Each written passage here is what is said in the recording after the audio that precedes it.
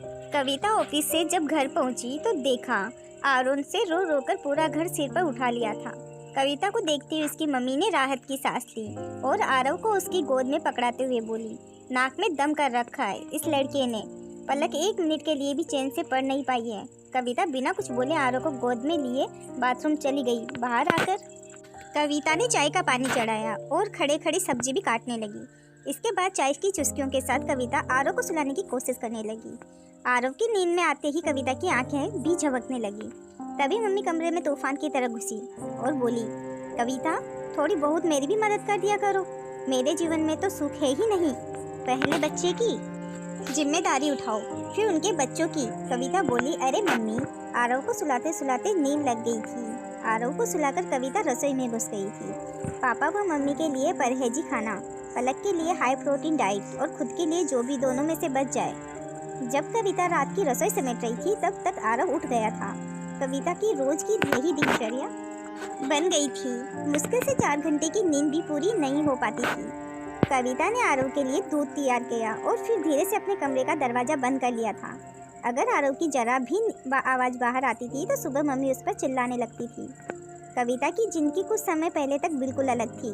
कविता थी एकदम बिंदास और अलमस्त दुनिया में एकदम बेपरवाह। लंबा कद, गेहूं जैसा रंग, आम की फांक जैसी आँखें, मस्त मुस्कान और घुंघराले बाल।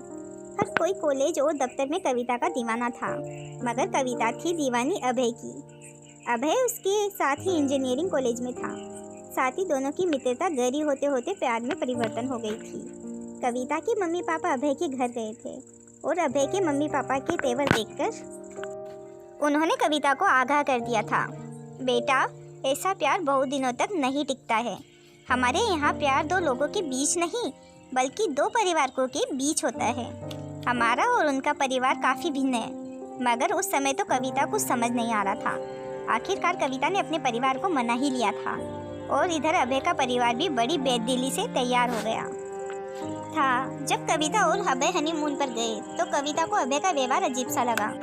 कविता पुरुष स्त्री के रिश्तों से अब तक अनभिज्ञ थी। अभय न जाने क्यों प्रेम कीड़ा के दौरान हिंसक हो उठता था। कविता पूरी तरह संतुष्ट भी नहीं हो पाती थी और अभय मुंह फेर कर सो जाता था। हनीमून से वापस आकर भी अभय के व्यवहार में कोई परिवर्तन नहीं आया। कविता को समझ नहीं आ रहा था कि वह क्या करे और किससे बात करे। अभय का परिवार कविता को हमेशा नीचा दिखाता था और अभय चुपचाप सुनता रहता था। अगर कविता अभय से बात करने की कोशिश करती तो अभय कहता, मम्मी पापा ने हमारे फैसले का सम्मान किया है।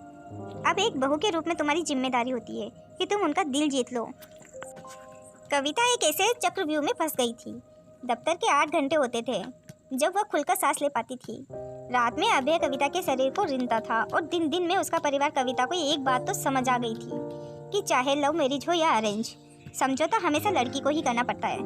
इसी बीच कविता गर्भवती हो गई थी। कविता को लगा शायद अब उसके विवाह की जड़ें मजबूत हो जाएगी, लेकिन आरव के जन्म के बाद भी समस्या जो कि त्यों बनी ही रही।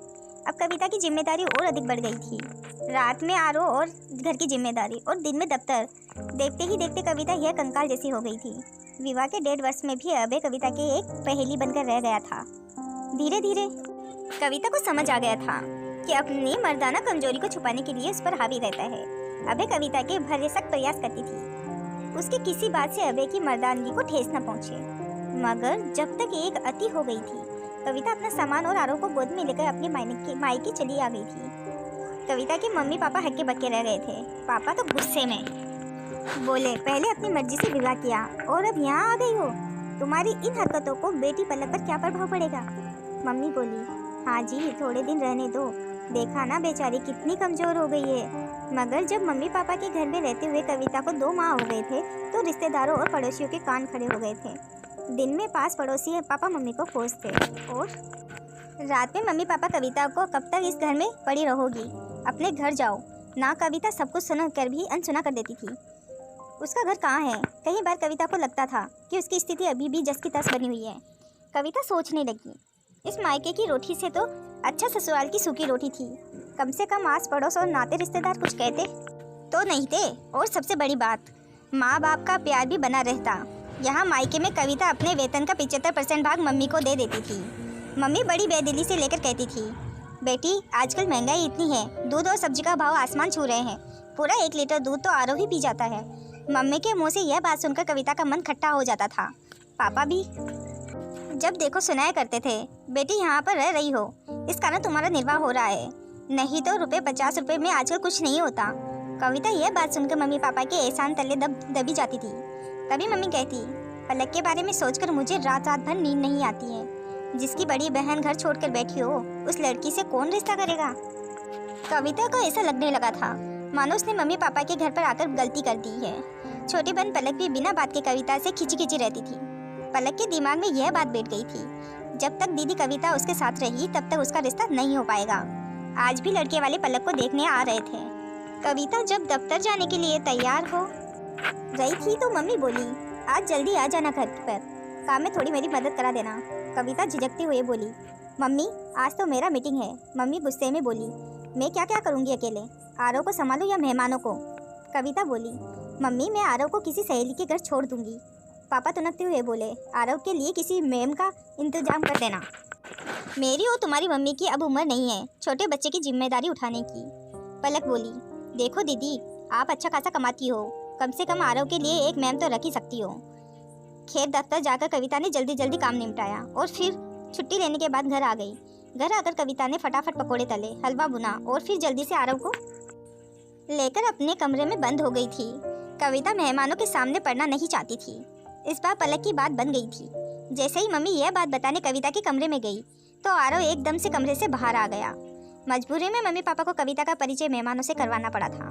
मेहमानों ने जब कविता से अपने घर और पते के बारे में पूछताछ की तो पापा बात संभालते हुए बोले, अरे कविता तो अभी आपके आने से पहले ही आई थी। हमें आरव से बहुत प्यार है, इसलिए आती जाती रहती है। लड़के वालों की तरफ से लगभग बात फाइनल हो गई थी। पूरा परिवार बेहद खुश नजर आ रहा था। मम्मी कविता से बोली, देखो बेटी, अब तुम अपने घर जाने के लिए सोचो। कविता तुम्हारी गलतियों की सजा पलक को नहीं मिलनी चाहिए। कविता सोच रही थी कि उसके मम्मी पापा इतने पत्थर दिल कैसे हो सकते हैं। उन्हें सब कुछ बातों बात बता चुकी थी। आखिरकार कविता ने तय कर लिया था कि वह वापस अभय के घर चली जाएगी। वह सुखी नहीं तो ना सही, कम से कम उसके कारण पलक की जिंदगी में कोई समस्या तो नहीं होनी चाहिए।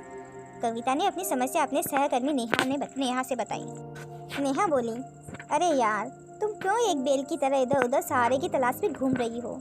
तुम एक स्वतंत्र महिला को अपना और अपने बेटे का ख्याल खुद से रख सकती हो। कविता बोली, नेहा, मेरे पास अपना घर कहाँ है।